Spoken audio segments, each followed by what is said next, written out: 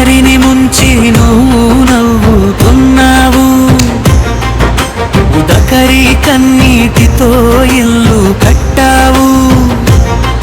రోజు నీదే కావచ్చు లోకంలో, రేపటి ఉంది దేవుడి గుడిలో. మోసపు నవ్వులు ఎంతో కాలం నిలవవు తమ్ముడా, పాపం పండితే తప్పుకోలే